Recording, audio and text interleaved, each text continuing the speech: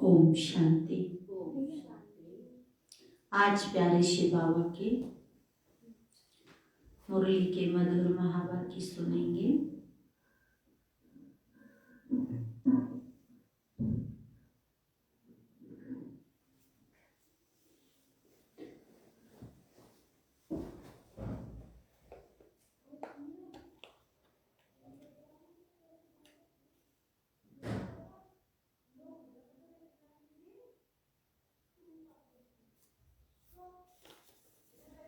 तीस तारीख की वाणी है।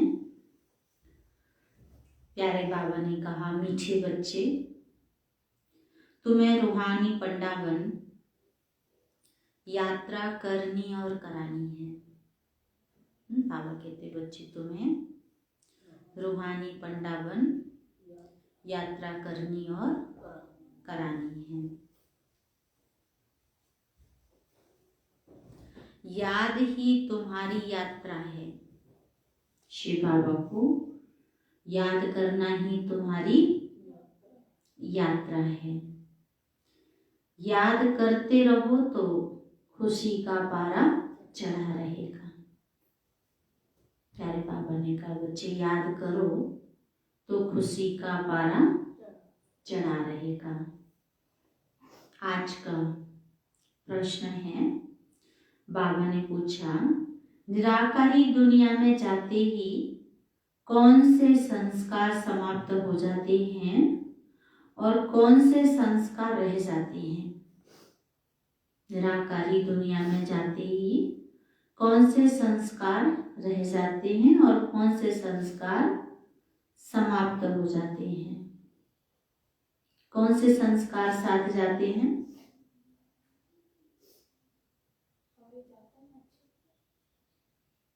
बाबा ने कहा उत्तर है वहां नॉलेज के संस्कार समाप्त हो जाते हैं और प्रारब्ध के संस्कार रह जाते हैं।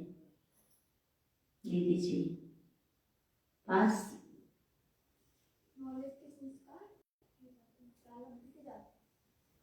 प्रारब्ध के संस्कार साथ जाते हैं और नॉलेज के संस्कार रह जाते हैं। प्रारब्ध बाबा कहते जिन संस्कारों के आधार पर तुम बच्चे सतयुग में प्रारब्ध भोगते हो वहां फिर पढ़ाई का व पुरुषार्थ का संस्कार नहीं रहता। वहां पढ़ाई का और बाबा कहते बच्चे पुरुषार्थ का संस्कार नहीं रहता। प्रारब्ध मिल गई फिर ज्ञान खत्म हो जाता है। प्रारब्ध मिल गई सतयुग की तो फिर बाबा ने कहा बच्चे ज्ञान खत्म हो जाता है। और आज गीत की लाइन है रात के राही थक मत जाना सुबह की मंजिल दूर नहीं।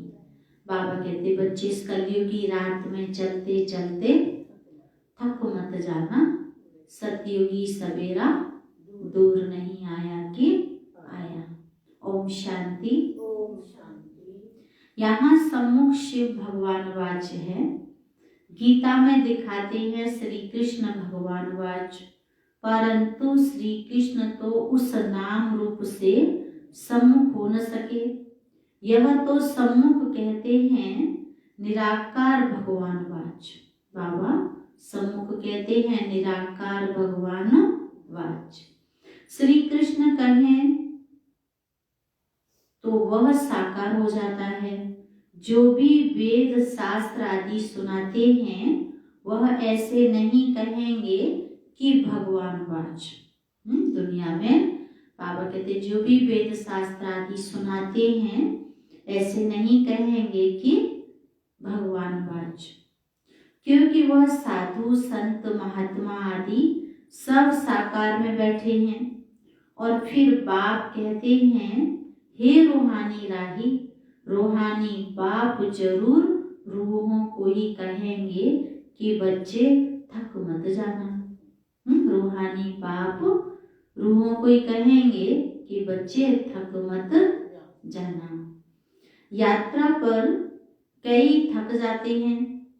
बाबा समझा रहे हैं कि यात्रा पर कई थक जाते हैं। वह है जिस्मानी यात्रा। भिन्न भिन्न मंदिरों में जिस्मानी तीर्थ यात्रा करने जाते हैं। कोई शिव के मंदिर में जाते हैं, वहां सब जिस्मानी चित्र रखे हैं क्योंकि भक्ति मार्ग के। यह तो सुप्रीम रूह परम पिता परमात्मा आत्मा को कहते हैं कि हे बच्चे अब मुझ एक बाप के साथ बुद्धि का योग लगाओ।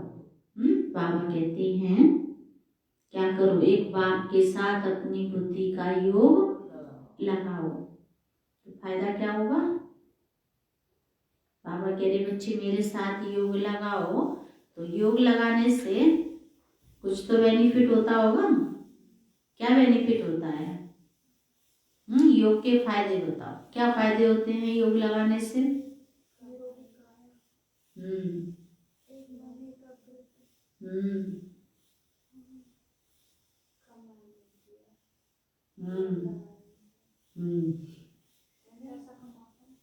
क्या कमाई होती है? यही तो पूछा जा रहा है। योग लगाने के फायदे, कमाई एक ही बात होती है। 21 जन्मों की प्रारब्ध मिलती है, निरोगी काया बनती है और खुशबूदार फूल बनते हैं। ऐसे हैं, विकारों की खाद निकल जाती है, विकर्म विनाश हो जाते हैं। फायदा है, बहुत सारे फायदे हैं। तो बाबा कहते हैं देखो आप फायदों को भी तो सामने रखो कि योग से क्या फायदे होते हैं। योग लगाओ और ज्ञान भी देते हैं। तीर्थों पर जाते हैं तो वहां भी ब्राह्मण लोग बैठे हैं, कथा कीर्तन करते हैं तुम्हारी तो एक ही सत्य नारायण की कथा है। देखो प्यारे बाबा ने कहा, बच्चे जानते हो तुम्हारी तो एक ही सत्य नारायण की कथा है कि तुम सत्य नर से नारायण कैसे बन सकते हो।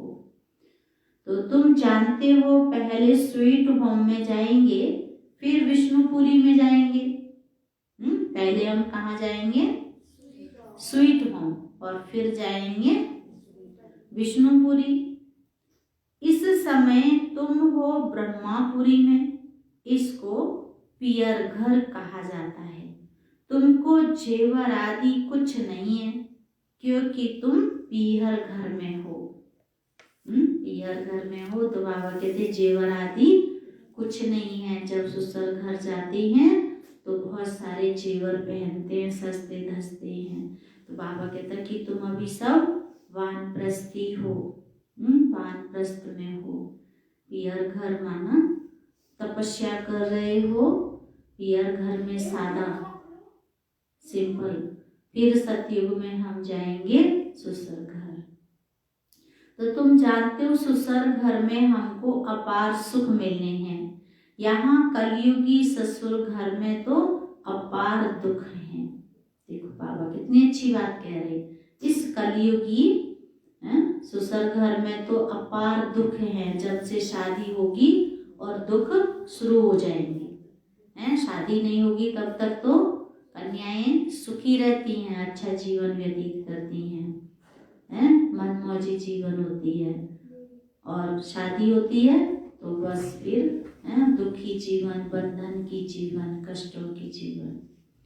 बाबा समझाते हैं सतयुग में तो सुख ही सुख होगा। वहां के लिए तो गायन है, अप्राप्त नहीं कोई वस्तु देवताओं के खजाने में। तो तुमको तो जाना है उस पार सुख धाम में। यहाँ से ट्रांसफर होना है। बाप सभी को नैनों पर बिठाकर ले जाते हैं। जानते हो बाबा हम सबको कैसे लेके जाएंगे? नैनों पर बिठा करके ले जाते हैं, दिखाते हैं ना। बाबा कहते दिखाते हैं, क्या दिखाते हैं? बाबा कहते दिखाते हैं ना, श्री कृष्ण का बाप उनको टोकरी में बिठाकर उस पार ले गया। तो यह बेहद का बाप तुम बच्चों को, बाबा कहते सुख धाम में ले जाते हैं। तो पहले तो अपने निराकारी घर में ले जाएंगे, फिर ससुर घर भेज देंगे। पहले तो हमें कहाँ ले जाएंगे बाबा? निराकारी घर में ले जाएंगे, फिर सतयुग में भेज देंगे। तो वहां यह सब पियर घर, ससुर घर की बातें भूल जाएंगे। जब हम अपने घर चले जाएंगे परम धाम में, तो बाबा कहते ये सारी बातें भूल जाएंगे। वह है निराकारी पियर घर। वहां यह नॉलेज भूल जाती है, नॉलेज के संस्कार निकल जाते हैं। बाबा कहते सतयुग में नॉलेज के संस्कार निकल जाते हैं। संस्कार यहाँ ही होते हैं, बाकी प्रारब्ध के संस्कार रह जाते हैं। बाबा कहते प्रारब्ध के संस्कार रह जाते। फिर तुम बच्चों को प्रारब्ध ही ध्यान में रहती है। प्रारब्ध अनुसार जाकर सुख के बाबा कहते जन्म लेंगे, सुख धाम जाना है। प्रारब्ध मिल गई फिर ज्ञान खत्म। प्रारब्ध मिल गई हमें तो बाबा समझा रहे बच्चे ज्ञान खत्म। तुम जानते हो प्रारब्ध में हमारी फिर वही एक्ट चलेगी, जो सतयुग में चली थी, हमारी वही एक्ट चलेगी प्रारब्ध में। तुम्हारे संस्कार ही प्रारब्ध के हो जाएंगे। अभी है पुरुषार्थ के संस्कार, ऐसे नहीं कि पुरुषार्थ और प्रारब्ध दोनों संस्कार वहां रहेंगे। बाबा कहते ऐसे नहीं कि दोनों संस्कार वहां पर रहेंगे, नहीं, वहां यह ज्ञान नहीं रहता। तो ये तुम्हारी रूहानी यात्रा है। तुम्हारा चीफ पंडा है बाप। बाबा ने समझाया, जानते हो कि तुम्हारा चीफ पंडा है बाप। बाबा पंडा बन के हम सबको रास्ता दिखा रहे घर ले जाने का। तो बाबा कहते हैं यूं तो तुम भी रूहानी पंडे बन जाते हो। सबको रास्ता दिखाने वाले क्या बन जाते हो? रूहानी पंडे बन जाते हो। सबको साथ में ले जाते हो। वह है जिस्मानी पंडे और तुम हो रूहानी पंडे।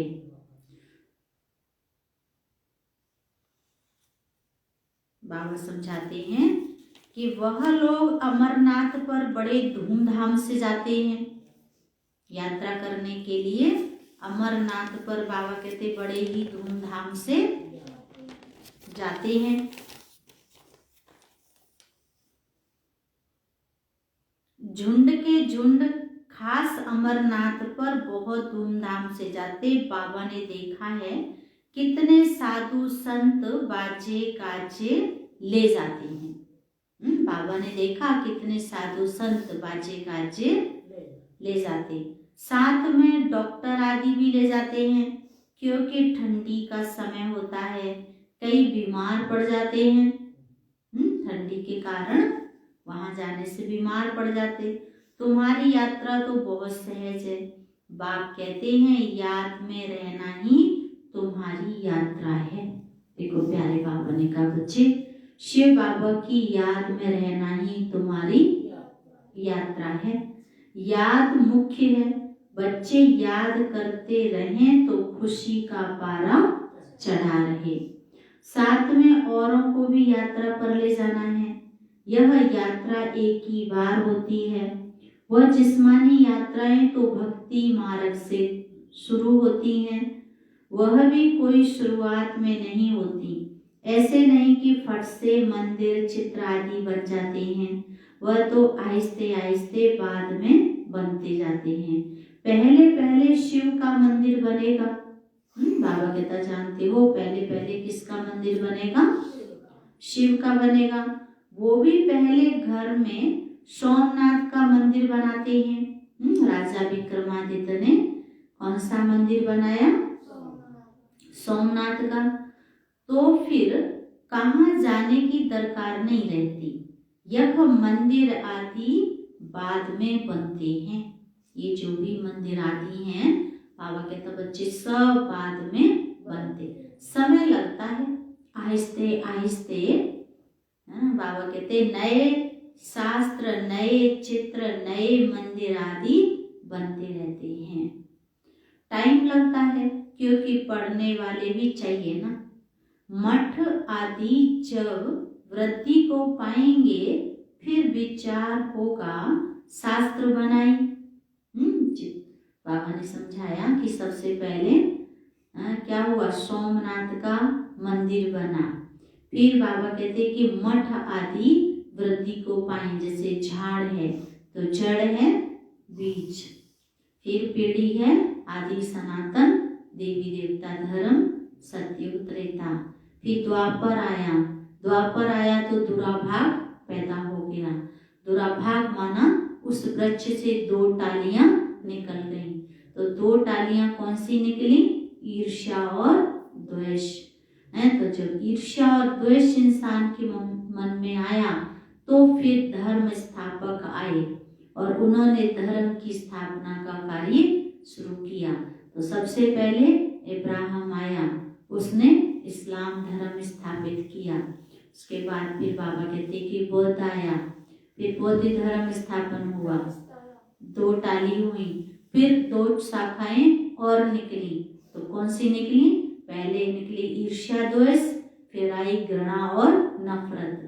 तो जब दो टालियां और निकली तो फिर दो धर्म स्थापक और आए। तो फिर शंकराचार्य जी आए, उन्होंने संन्यास धर्म स्थापन किया। और बाबा कहता कि क्राइस्ट आया तो क्रिश्चियन धर्म स्थापन हुआ। उसके बाद में फिर टालियां निकली तो मोहम्मद आया, मुस्लिम धर्म स्थापन हुआ। गुरु नानक जी आए तो सिख धर्म स्थापन हुआ। इस तरह से कहते टालियां निकलती गईं और धर्म स्थापक धरती पर आते गए, है ना, धर्म की स्थापना का कार्य करने के लिए। तो बाबा कहता है कि मठ आदि जब वृद्धि को पाएंगे फिर विचार होगा शास्त्र बनाए। फिर सबने अपने अपने धर्म शास्त्रों की रचना की। कल भी बाबा ने मुरली में याद किया था कि क्राइस्ट ने क्या सुनाई, बाइबिल सुनाई। तो बाइबिल का रचयिता क्राइस्ट उनका पिता हो गया। तो इतने तीर्थ स्थान बने, मंदिर बने, चित्र बने, टाइम लगता है ना। भल कहा जाता है कि भक्ति मार्ग द्वापर से शुरू होता है, परंतु टाइम तो लगता है ना। बाबा कहते हैं टाइम तो लगता है, फिर कलाएं कमती होती जाएंगी। पहले अव्यभिचारी भक्ति, फिर व्यभिचारी भक्ति हो जाती है। ये सब बातें अच्छी रीति चित्रों पर सिद्ध कर बताई जाती हैं। समझाने वाले की बुद्धि में यही चलता रहेगा कि ऐसे ऐसे चित्र बनाएं, यह समझाएं, सबकी बुद्धि में नहीं चलेगा। ये भी बाबा कहते बच्चे सबकी बुद्धि में नहीं चलेगा कि हम कैसे चित्र बनाएं और सबको समझाएं। नंबरवार है ना, कोई की बुद्धि बिल्कुल चलती नहीं, वह फिर पदवी ऐसे पाएंगे, मालूम पड़ जाता है यह क्या बनेंगे। बाबा कहता पुरुषार्थ से मालूम पड़ जाता है कि ये क्या बनेंगे, क्या पद पाएंगे। तो जितना आगे चलेंगे तुम समझते जाएंगे। जब लड़ाई आदि लगेगी फिर प्रैक्टिकल देख लेंगे, फिर बहुत पछताएंगे। फिर बाबा कहता बच्चे बहुत पछताएंगे। उस समय पढ़ाई तो हो न सके, लड़ाई के समय त्राही त्राही होती रहेगी, सुन नहीं सकेंगे, पता नहीं क्या हो जाएगा। पार्टीशन हुआ तो क्या हो गया। प्यारे बाबा ने कहा बच्चे जब पार्टीशन हुआ तो क्या हो गया। यह विनाश का समय बहुत कड़ा है। हाँ, बाकी साक्षात्कार आदि बहुत होंगे जिससे जान जाएंगे कि ये जितना पढ़ा है बहुत, बाबा कहते कितना पढ़ा है, बहुत पछताएंगे। बाबा कहता अगर पुरुषार्थ नहीं किया होगा, पढ़ाई नहीं की होगी तो बहुत पछताएंगे भी और साक्षात्कार होंगे। देखो तुमने पढ़ाई छोड़ दी तब ये हाल हुआ है। बाबा कहते हैं फिर पछताएंगे कि तुमने पढ़ाई छोड़ दी तब ऐसा हाल हुआ है। धर्मराज साक्षात्कार कराने के सिवाय सजाएं कैसे देंगे। बाबा समझा रहे बच्चे जब तक धर्मराज साक्षात्कार नहीं कराए तो सजाएं कैसे देंगे। सब साक्षात्कार कराएंगे फिर उस समय कर कुछ नहीं सकेंगे। धर्मराज साक्षात्कार कराएंगे लेकिन बाबा कहता कि फिर उस समय कर कुछ भी नहीं सकेंगे। कहेंगे हाय तकदीर, तदवीर का समय हो गया। तो बाप कहते क्यों नहीं अभी पुरुषार्थ करते हो। देखो प्यारे बाबा ने कहा बच्चे क्यों नहीं अभी तुम पुरुषार्थ करते हो। सर्विस से ही दिल पर चढ़ेंगे। बाप कहेंगे ये बच्चे अच्छी सर्विस करते हैं। मिलिट्री का कोई मरता है तो उनके मित्र संबंधियों आदि को भी इनाम देते हैं। यहाँ तुमको इनाम देने वाला है बेहद का बाप। जानते हो बाप से भविष्य 21 जन्मों के लिए इनाम मिलता है। यह तो हर एक को अपनी दिल पर हाथ रख पूछना है। हर एक को बाबा कहता बच्चे अपनी दिल पर हाथ रख कर पूछना है कि मैं कितना पढ़ता हूँ। प्यारे बाबा ने कहा अपनी दिल पर हाथ रख कर पूछना है कि मैं कितना पढ़ता हूँ। ईश्वरीय पढ़ाई धारणा नहीं होगी तो गोया तकदीर में नहीं है। यदि हम ज्ञान की धारणा नहीं करते, जो सुनते हैं उस पर चलते नहीं हैं, तो बाबा ने कहा बच्चे गोया तकदीर में नहीं है। कहेंगे कर्म ही ऐसे फूटे हुए हैं।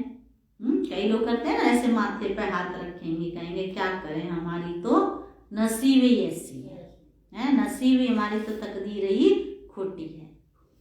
तो बाबा कहता है ऐसे अगर पुरुषार्थ नहीं करेंगे तो फिर अपनी तकदीर को ही दोष देंगे। बहुत खराब कर्म करने वाले कुछ उठा नहीं सकते हैं। बाप समझाते हैं, मीठे बच्चे, तुम्हें इस रूहानी यात्रा पर अपने साथियों को भी ले जाना है। बाबा कह रहे बच्चे रूहानी यात्रा पर क्या करना है, अपने साथियों को भी ले जाना है। फर्ज है हर एक को यह यात्रा की बात बताना। तुम्हारा फर्ज है हर एक को, बाबा कहते इस यात्रा की बात बताना। बोलो हमारी ये रूहानी यात्रा है और वह है जिस्मानी।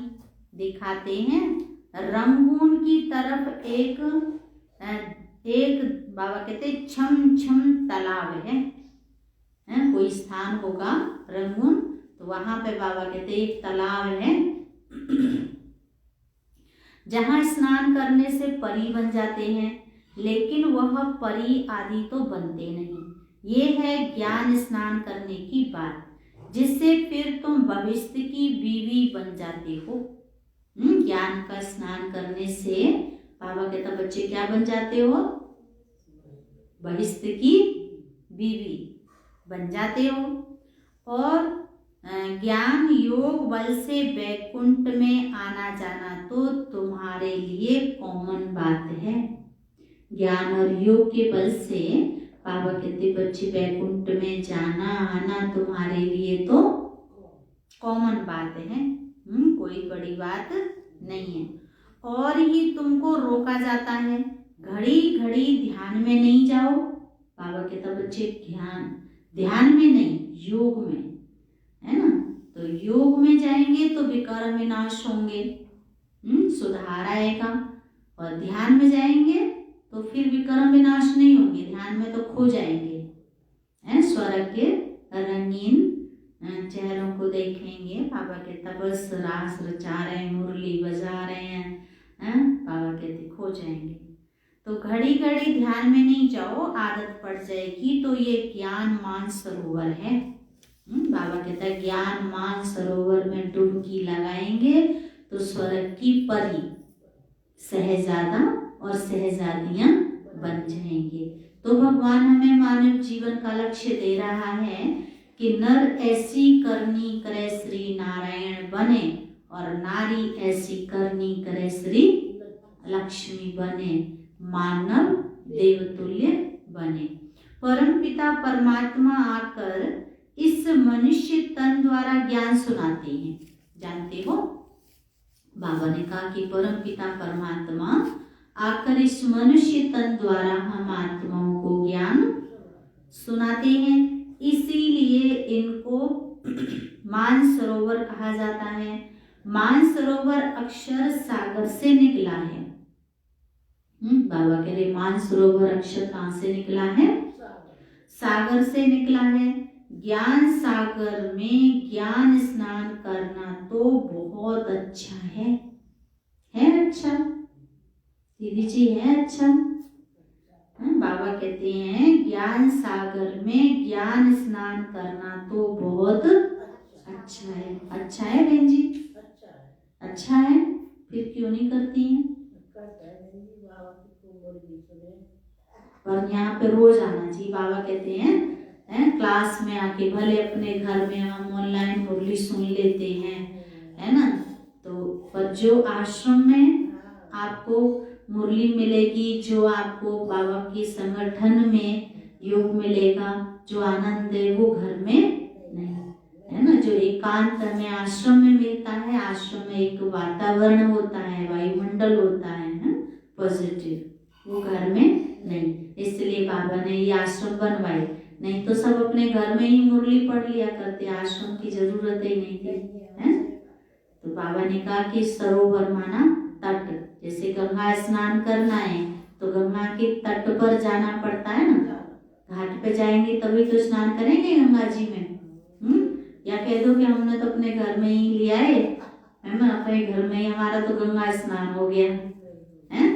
ले आते हैं ना कट्टी में, बोतल में, किसी में भी थोड़ा सा गंगा जल ले आते हैं, है ना। तो फिर हम गंगा जी क्यों जाते? गंगा जल तो घर में ही है ना, स्नान कर लेंगे उसी से। तो गंगा जी का महत्व तो अपना है ना। ऐसे ही बाबा ने कहा ये भी ज्ञानमान सरोवर है, तो रोज इसमें डुबकी लगाएंगे, स्नान करेंगे तो बाबा कहते स्वर्ग की परी बनेंगे, शहजादा शहजादियां बनेंगे। पर बाबा ने तो आज क्या शब्द यूज किया है? बाबा कहते हैं मान सरोवर अक्षर सागर से निकला है, ज्ञान सागर में स्नान करना तो बहुत अच्छा है। बहिष्ठ की बीवी को महारानी कहा जाता है। बाबा कह रहे हैं तुम्हें क्या बनना है, क्या बनाने आए हैं? बहिष्ठ की बीवी। और बाबा कहते बच्चे बहिष्ठ की बीवी को महारानी कहा जाता है। बाप कहेंगे तुम ही बहिष्ठ के मालिक बनो, बच्चों पर लव रहता है। बाबा का प्यार हम बच्चों पर रहता है, हर एक पर रहम पड़ता है। देखो प्यारे बाबा ने कहा शिव बाबा को तो हर एक पर रहम पड़ता है, साधुओं पर भी रहम आता है। यह तो गीता में लिखा हुआ है कि साधुओं का भी उद्धार करते हैं। बाबा ने कहा गीता में लिखा है कि परमात्मा आकर धरती पर साधुओं का भी उद्धार करते हैं। उद्धार होता है, बाबा कह रहे उद्धार होता है। समझो ज्ञान योग से तुम बच्चों में समझाने की बड़ी फुर्ती चाहिए। ज्ञान समझाने की बड़ी फुर्ती चाहिए। बोलो तुम और तो सब जानते हो लेकिन छाछ जानते हो। बाबा कहते हैं कि बताओ तुम जो भी जानते हो तो क्या जानते हो? छाछ जानते हो। बाकी मक्खन खिलाने वाले को तुम जानते ही नहीं हो। बाबा कहते हैं भक्ति है छाछ और ज्ञान है मक्खन। तो ज्ञान सागर आकर के हमें मक्खन खिलाते, इसलिए दिखाया श्री कृष्ण के मुख में माखन। तो बाप कितना अच्छी रीति समझाते हैं, परंतु किसकी बुद्धि में भी नहीं बैठता। बाप को जानने से मनुष्य हीरे जैसा बनते हैं, परमात्मा को पहचानने से। बाबा ने कहा बच्चे ये तुम्हारा हीरे जैसा जन्म है। कहते हीरे जैसा मिला है जीवन को, मोती जैसा मन। तो कौड़ी से बाबा ने हमें हीरे जैसा बना दिया। बाप को न जानने से मनुष्य हीरे जैसा बनेंगे? नहीं बनेंगे। बाबा को जानेंगे तो बनेंगे, न जानने से नहीं बनेंगे। न जानने से तो मनुष्य कौड़ी मिसुल बिल्कुल पतित हैं, बाप को जानने से ही पावन बनते हैं। देखो प्यारे बाबा ने कहा जानते हो बाप को जानने से ही दीदी जी क्या बने? क्या बन गई? बनी पावन। आप तो थी पावन हैं? बाबा समझा रहे हैं। तो बाप को जानने से ही पावन बनते हैं, पतित दुनिया में कोई पावन हो न सके। तो जो महारथी बच्चे हैं वह अच्छी रीति समझा सकेंगे। कितने ढेर ब्रह्मा कुमार कुमारियां हैं, प्रजापिता ब्रह्मा नाम भी मशहूर है। जानते हो बाबा कह रहे बच्चे प्रजापिता ब्रह्मा नाम भी मशहूर है। प्रजापिता ब्रह्मा के यह है मुख्य वंशावली। तो ब्रह्मा को ही 100 भुजा 1000 भुजा दिखाते हैं। बाबा कहते ब्रह्मा को सहस्त्र भुजाएं दिखाते हैं। ये भी समझाया जाता है कितनी भुजाएं, तो इतनी तो भुजाएं हो नहीं सकती। बाकी ब्रह्मा तो बहुत बछड़े वाला है। ब्रह्मा फिर किसका बच्चा? इनका तो बाप है ना, ब्रह्मा है शिव बाबा का बच्चा।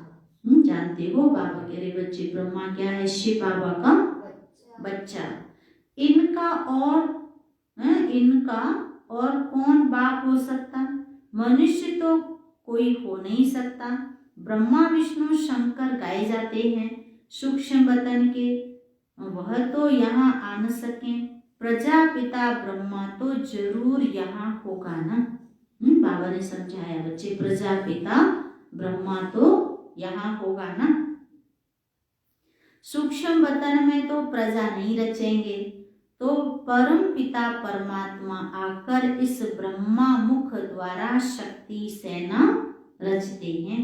पहले परिचय देना है, हम ब्रह्मा मुख वंशावली हैं, तुम भी ब्रह्मा के बच्चे हो ना। प्रजापिता ब्रह्मा है सबका बाप। बाबा ने कहा बच्चे, प्रजापिता ब्रह्मा क्या है? सबका बाप। फिर उनसे और बिरादरी निकलती है, नाम बदलते जाते हैं। अब तुम ब्राह्मण हो।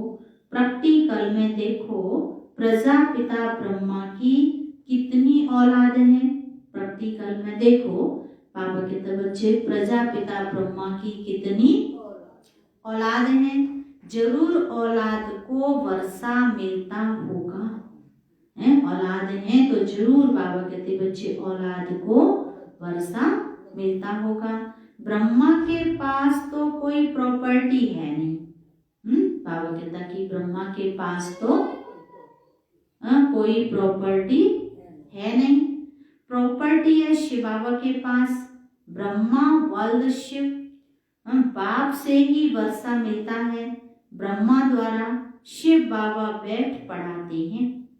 हमको दादे का वर्षा मिलता है, बाबा समझाते तो बहुत हैं, परंतु योग नहीं। बाबा कह रहा है, बाबा समझाते तो बहुत हैं, लेकिन बच्चों का योग नहीं। कायदे पर नहीं चलते तो बाप भी क्या करे? बाबा कह रहा बच्चे, अगर कायदे पे नहीं चलते तो फिर बाप भी क्या करे? बाबा ने हमें श्रीमत दी है, बाबा कहता श्रीमत पर चलेंगे तो श्रेष्ठ बनेंगे। तो बाबा ने हमें संग भी दिया, कहा कि संग तारे और कुसंग डुबोए। अगर हम सत्य का संग करेंगे तो पार हो जाएंगे, तर जाएंगे। तो बाप कहते इनकी तकदीर, अगर बाबा से पूछे तो बाबा बता सकते हैं इस हालत में तुम्हारा क्या पद होगा। देखो बाबा कह रहे हैं, अगर बाबा से कोई पूछे तो बाबा बता सकते हैं इस हालत में तुम्हारा क्या पद होगा।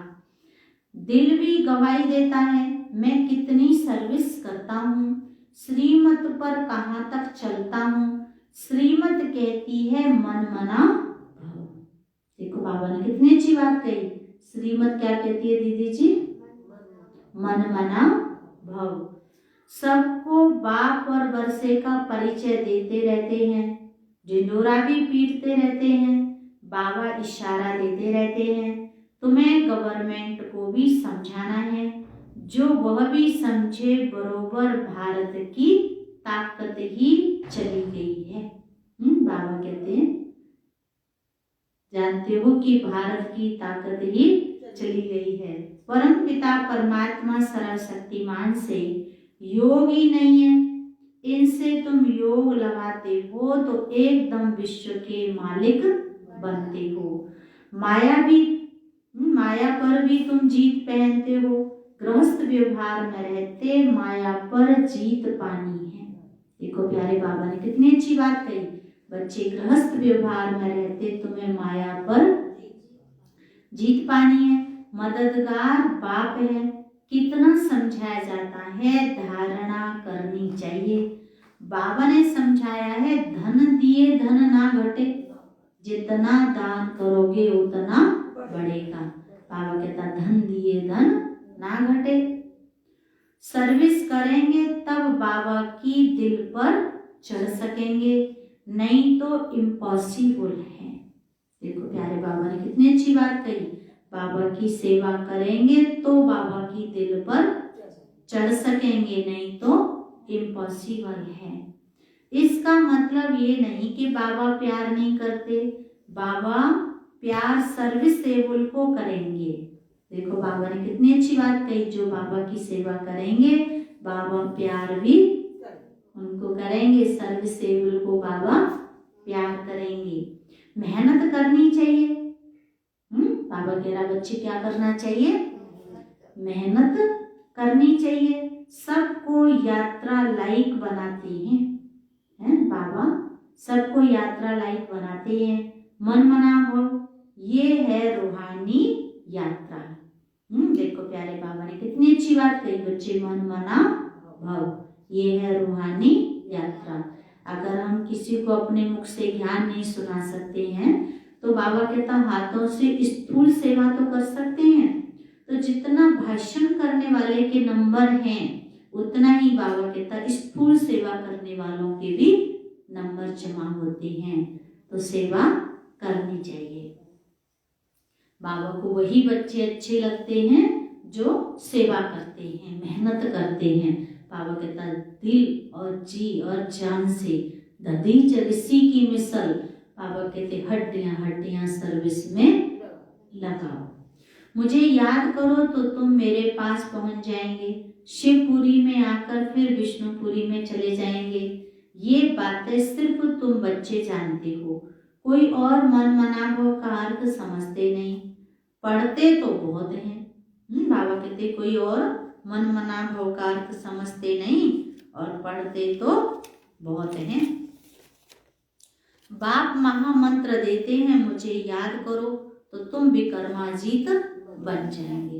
देखो प्यारे बाबा ने कितनी अच्छी बात कही, बच्चे क्या करो, तुम मुझे याद करो तो तुम क्या बन जाएंगे? विक्रमाजीत बन जाएंगे।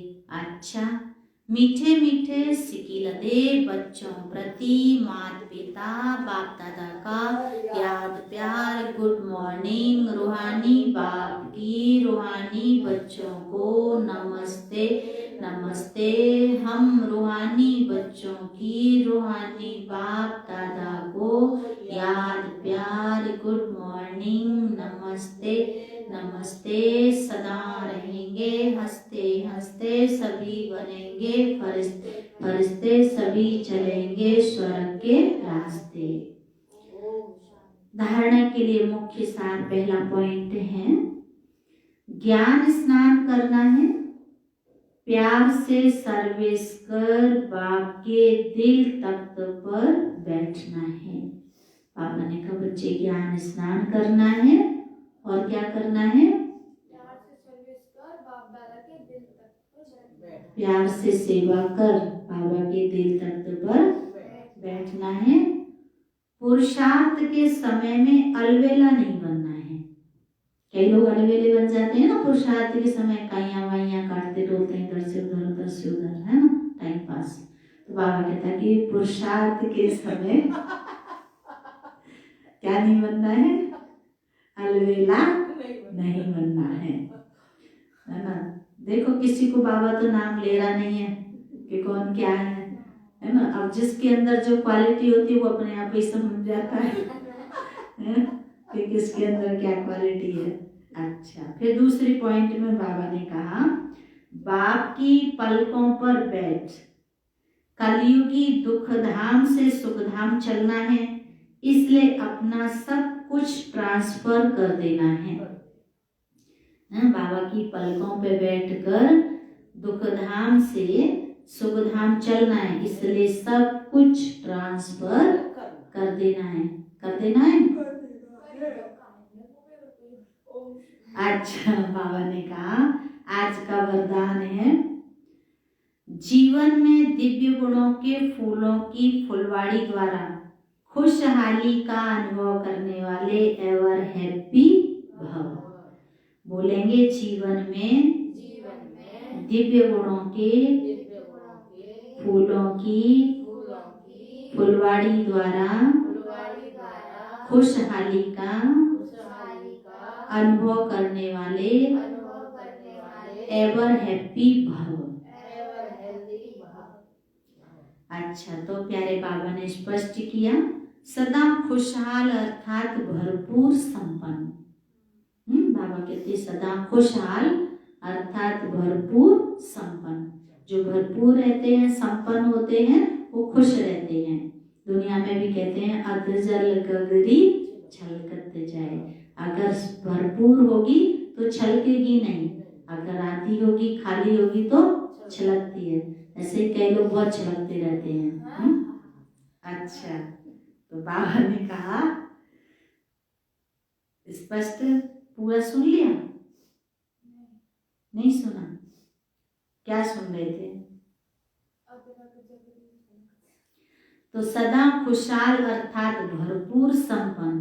पहले कांटों के जंगल में जीवन थी, अभी तो फूलों की खुशहाली में आ गए।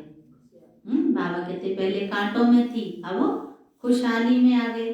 सदा जीवन में दिव्य गुणों के फूलों की फुलवाड़ी लगी हुई है, इसीलिए जो भी आपके संपर्क में आएगा उसे दिव्य गुणों के फूलों की खुशबू आती रहेगी और खुशहाली देख करके खुश होंगे, शक्ति का अनुभव करेंगे। खुशहाली औरों को भी शक्तिशाली बनाती और खुशी में लाती है। इसलिए आप कहते हो कि हम क्या हैं? एवर हैप्पी हैं, सदा खुश हैं। स्लोगन है मास्टर सर्वशक्तिमान वह है जो माया के बुदबुदों से डरने के बजाय उनसे खेलने वाले हैं। मास्टर सर्वशक्तिमान वह है जो माया के बुदबुदों से खेलने वाले हैं, डरने वाले नहीं हैं। अच्छा, ओम शांति। तो आज प्यारे बाबा की मधुर मुरली हमने सुनी। तो बाबा ने क्या सुनाया? बाबा ने हेडलाइन में क्या कहा? तुम्हें रूहानी पंडावन, रूहानी यात्रा करनी है और दूसरों को भी करानी है।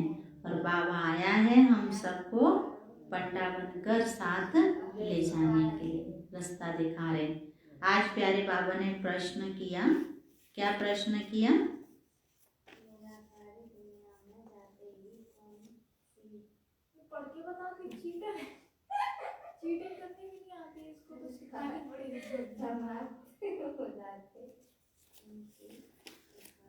हाँ, क्या कहा बाबा ने? क्या है प्रश्न? सुनाओ। निराकारी दुनिया में जाते ही कौन सी संस्कार समाप्त हो जाते? कौन से रह जाते हैं? तो बाबा कहते निराकारी दुनिया में जाते ही और कौन से संस्कार रह जाते हैं? संगम युग के संस्कार रह जाते हैं और सतयुग के संस्कार चले जाते हैं साथ। और आज गीत की लाइन क्या सुनी? मरना तेरी गली में, जीना तेरी गली में।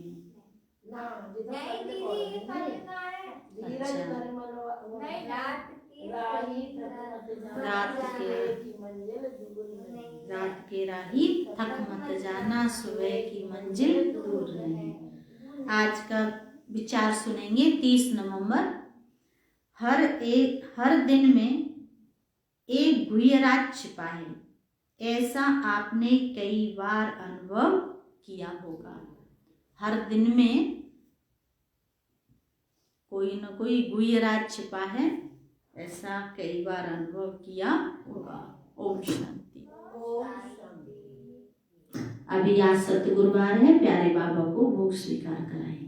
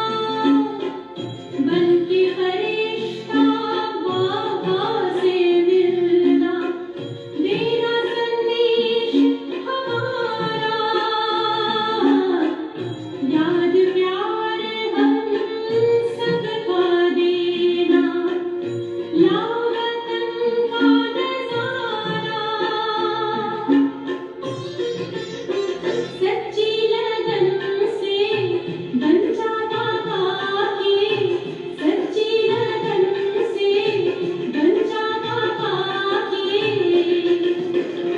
तू गली को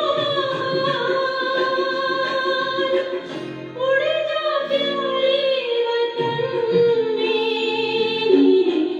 अंबर के उस पार हो, अंबर के उस पार पंछी रे।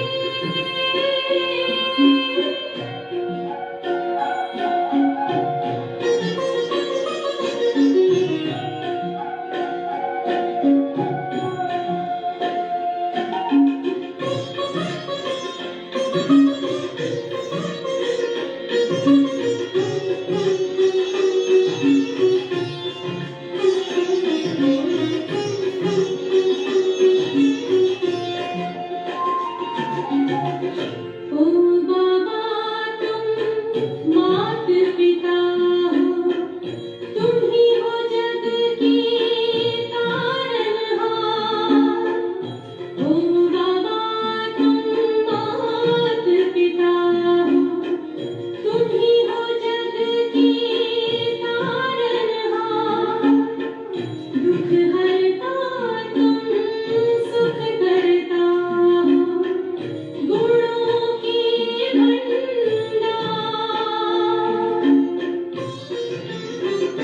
हम सब बच्चे गाते हैं तेरी, हम सब बच्चे गाते हैं तेरी महिमा अपरंपार। उड़ जा प्यारे वतन में, अंबर के उस पार, अंबर के उस पार पंछी रे। उड़ जा प्यारे वतन में, अंबर के उस पार, मेरे अंबर के उस पार हो, अंबर के उस पार।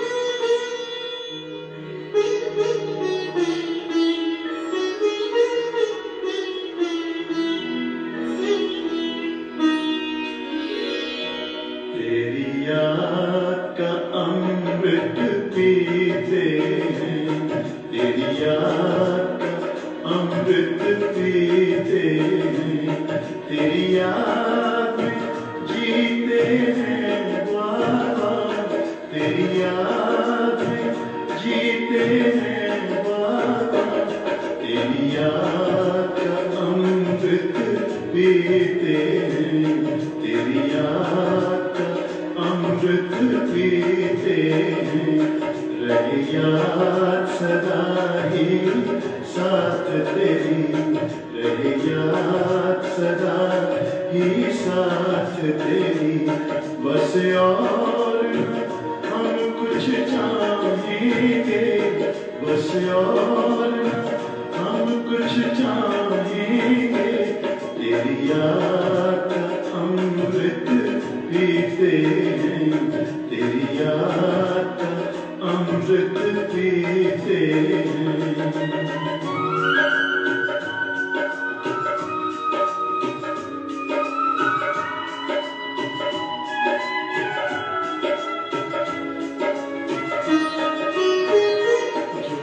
पल बीते तेरी यादों में, जो पल बीते तेरी यादों में, वो पल अविनाशी होते हैं, वो पल अविनाशी होते हैं।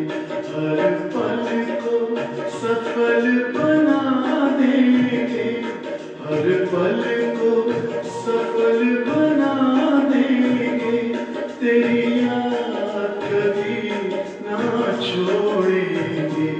तेरी याद कभी ना छोड़ेंगे, तेरी याद का अमृत पीते हैं, तेरी याद का अमृत पीते हैं।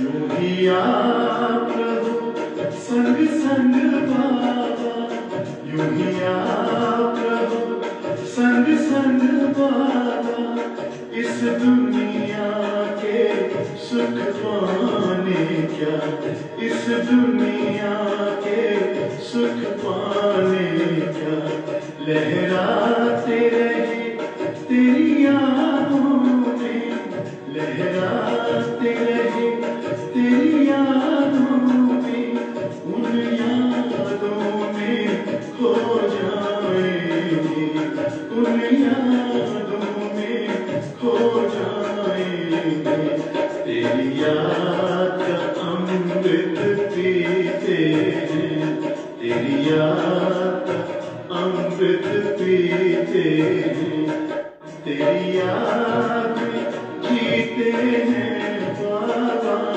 तेरी याद में जीते हैं बाबा, तेरी याद का अमृत पीते हैं, तेरी याद का अमृत पीते हैं, रहे याद सदा ही साथ तेरी, रहे याद सदा ही साथ तेरी, बस और न हम कुछ चाहेंगे, बस और न हम कुछ चाहेंगे, तेरी याद का अमृत पीते हैं, तेरी याद का अमृत पीते हैं, तेरी याद का अमृत पीते हैं, तेरी याद।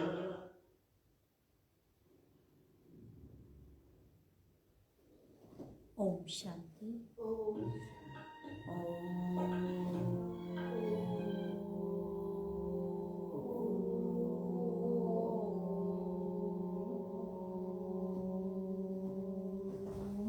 शांति।